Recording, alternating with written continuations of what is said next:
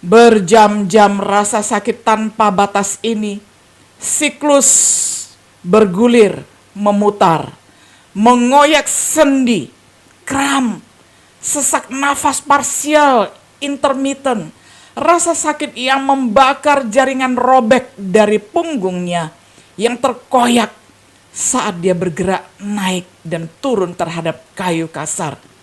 Kemudian penderitaan lain dimulai. Dalam rasa sakit yang menghancurkan jauh di dalam dada, saat perikardium perlahan terisi dengan serum dan mulai menekan jantung.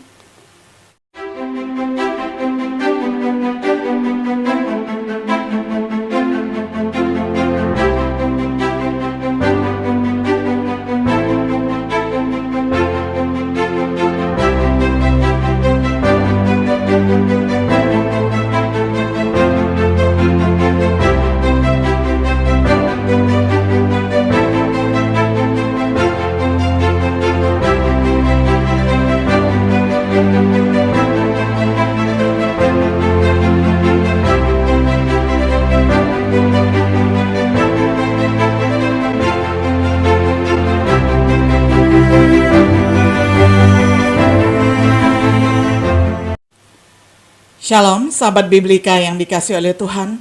Sungguh senang kita dapat berjumpa kembali di dalam acara refleksi Sahabat Biblika. Pada hari ini kita tiba pada episode yang ke-85 di dalam serial pembahasan kitab Injil Markus dengan tema Penyaliban Yesus. Kita akan membaca firman Tuhan bersama-sama dari kitab Injil Markus pasal 15 ayat 21 hingga ayat yang ke-32. Saya akan bacakan untuk kita semuanya di dalam terjemahan sederhana Indonesia. Pada waktu mereka dalam perjalanan ke tempat di mana Yesus akan disalibkan, mereka bertemu dengan seorang Kirene yang baru kembali dari luar kota. Orang itu bernama Simon, bapak dari Alexander dan Rufus. Lalu tentara-tentara itu memaksa Simon untuk memikul salib Yesus. Mereka menggiring Yesus ke Golgota. Dalam bahasa Ibrani, nama tempat itu artinya tempat tengkorak. Di sana mereka memberikan air anggur yang dicampur dengan getah pohon mur kepadanya. Tetapi Yesus menolaknya. Lalu tentara-tentara itu menyalibkan dia, dan pakaiannya mereka bagi-bagikan di antara mereka dengan cara membuang undi. Mereka menyalibkan Yesus sekitar jam 9 pagi, kemudian pada salibnya, bagian atas mereka pasang plang dengan tulisan tuduhan terhadap Yesus, yaitu, "Inilah Raja orang Yahudi." Bersama Yesus, mereka juga menyalibkan dua orang pencuri, yang seorang di sebelah kanannya dan yang seorang lagi di sebelah kirinya. Orang-orang yang melewati tempat itu menghina dia.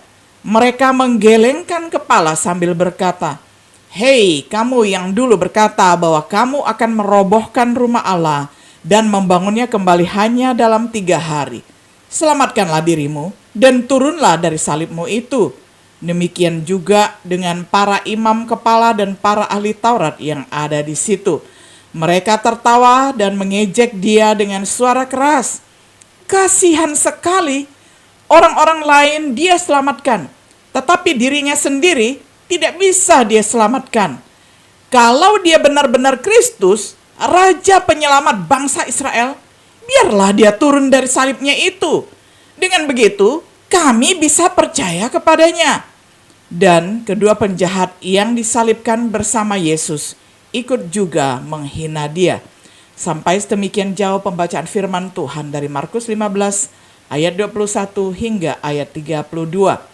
Sahabat Biblika yang dikasihi oleh Tuhan, sejauh ini dalam catatan Markus tentang kesengsaraan Kristus, kita telah melihat, yakni doa yang menyiksa di Taman Getsemani, pengkhianatan Yudas dan penangkapan di taman, pemukulan dan ejekan di rumah Kayafas, penyangkalan oleh Petrus, pencambukan, pemukulan dan ejekan oleh para tentara Romawi.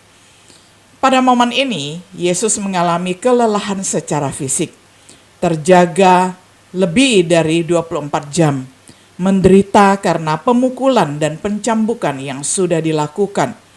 Tetapi yang lebih buruk akan tiba. Dihukum mati dengan penyaliban, tentara Romawi membawanya ke tempat di mana dia akan disalibkan. Dengan bantuan teks Markus, marilah kita mengikuti dia yang pertama menuju ke penyaliban.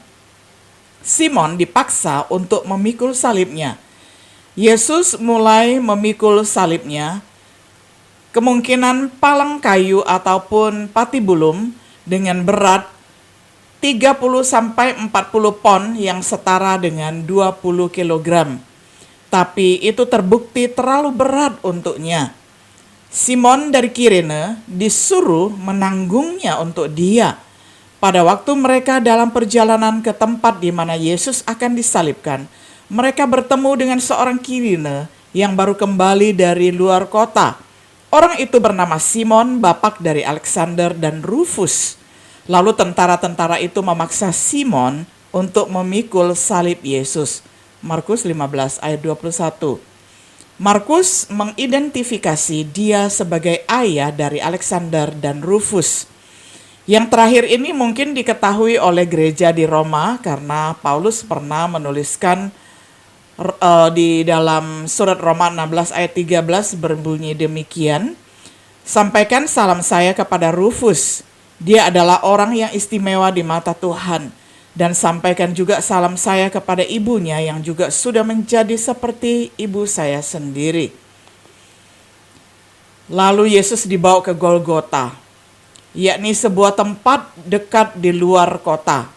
Golgota transliterasi yang dimodifikasi dari kata Aram untuk kata tengkorak. Kalvari berasal dari kata Latin untuk kata tengkorak juga. Anggur dan mur ditawarkan kepada Yesus, tetapi dia menolak. Minuman narkotik terkadang ditawarkan kepada penjahat untuk mematikan rasa sakitnya pada saat penyaliban. Yesus ditawari minuman seperti itu, tetapi dia menolak. Yesus memilih untuk mengalami sengsara penyaliban dengan perasaannya yang penuh. Hal yang kedua, kita melihat peristiwa penyaliban Yesus berlangsung. Seperti yang dijelaskan oleh Markus, mereka menyalibkan dia, yakni para tentara-tentara Romawi. Luar biasa terkendali, seperti para penulis Injil lainnya. Sesudah tiba di tempat yang bernama Tengkorak, tentara-tentara itu pun menyalibkan Yesus. Dan juga kedua penjahat itu, yang seorang disalibkan di sebelah kanannya, dan yang seorang lagi di sebelah kirinya. Lukas 23 ayat 33. Disitulah mereka menyalibkan dia. Ada juga dua orang penjahat yang sama-sama disalibkan dengan Yesus. Salib Yesus berada di tengah-tengah dan salib kedua penjahat itu di sebelah kanan dan kirinya.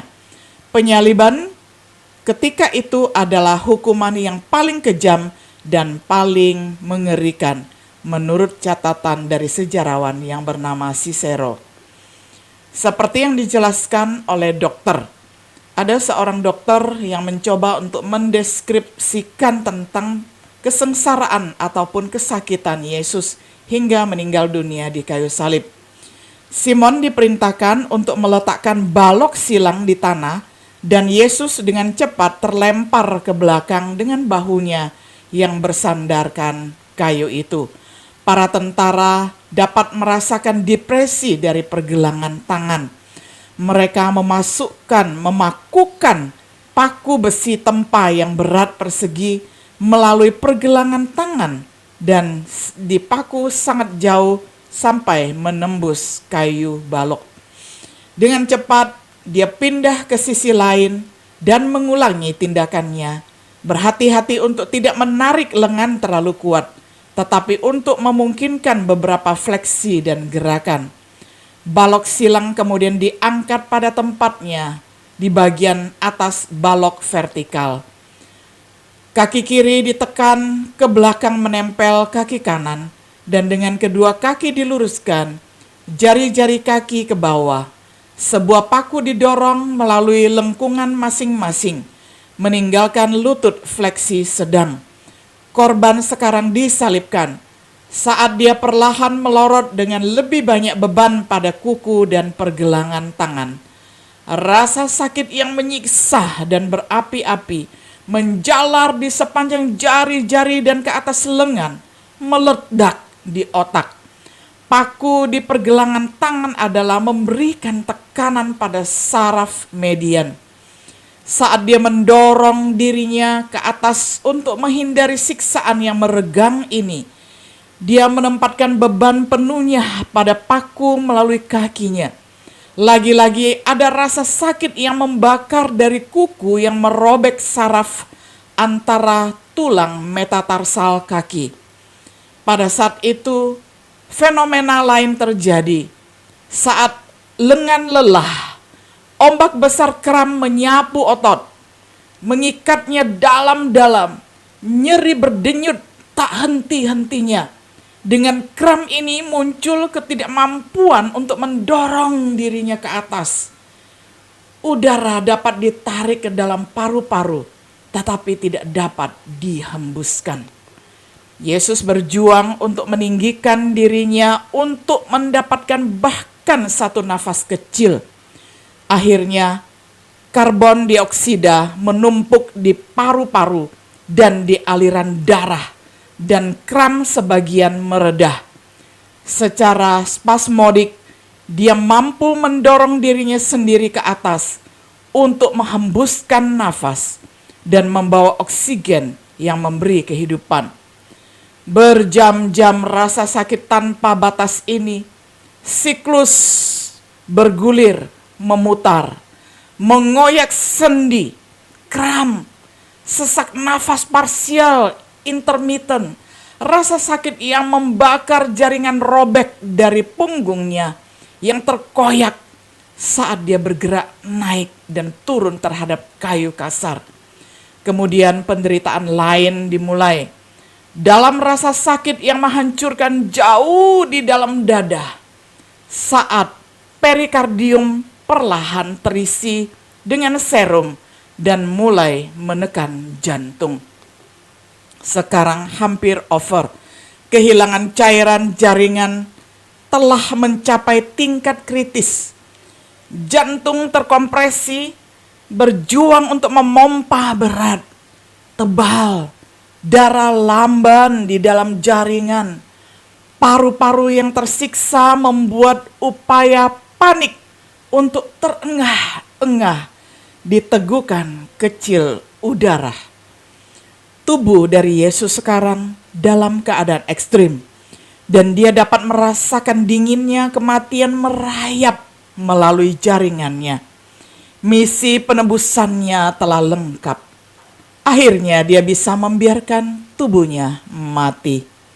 Sumber ini didapat dari tulisan seorang yang bernama C. Truman Davis di dalam tulisannya yang berjudul Penyaliban Yesus, Sengsara Kristus dari Sudut Pandang Medis.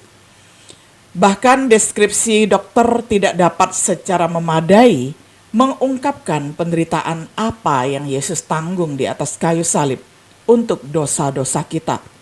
Sebelum kita tutup, mari meringkas apa lagi yang terungkap di seputar peristiwa penyaliban. Hal yang ketiga, kita memperhatikan ringkasan rincian lainnya. Yang pertama tentang pakaian. Ketika mereka menyalibkan dia, mereka membagi-bagi pakaiannya dengan cara melemparkan undian. Markus 15 ayat 24. Seperti yang dinubuatkan oleh Daud di dalam Mazmur 22 ayat 18. Tentang waktu, Markus mengatakan itu adalah jam ketiga. Ini artinya adalah jam 9 pagi.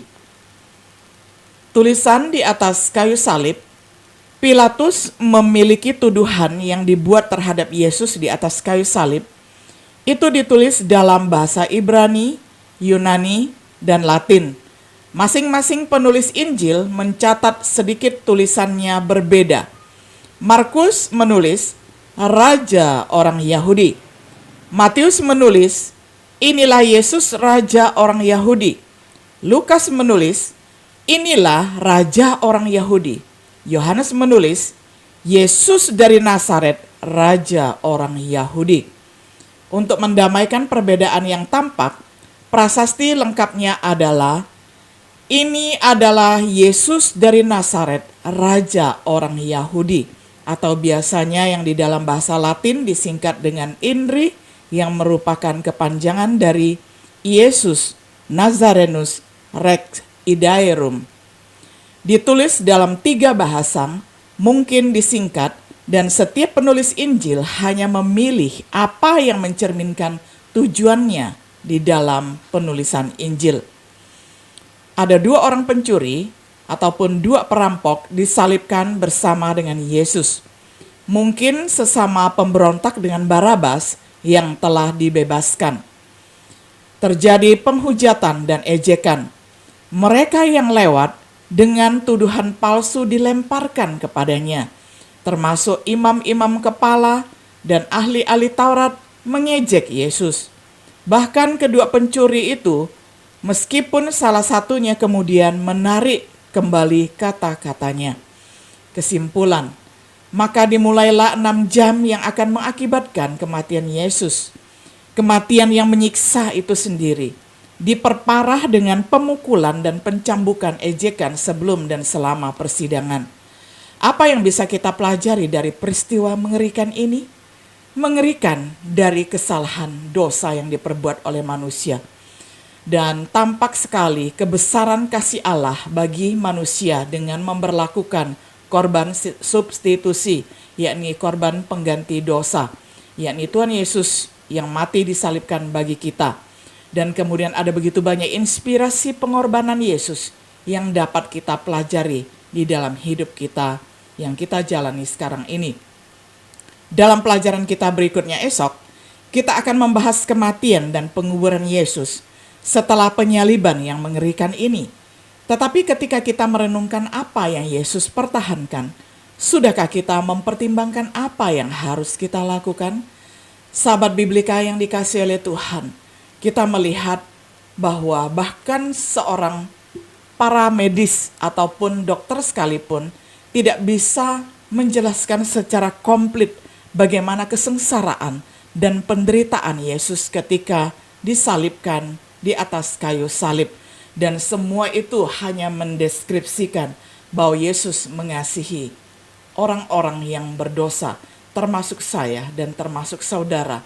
Karena dia begitu mengasihi setiap diri kita, dia rela mengorbankan dirinya untuk menggantikan kita, supaya setiap diri kita yang percaya kepadanya beroleh hidup yang kekal.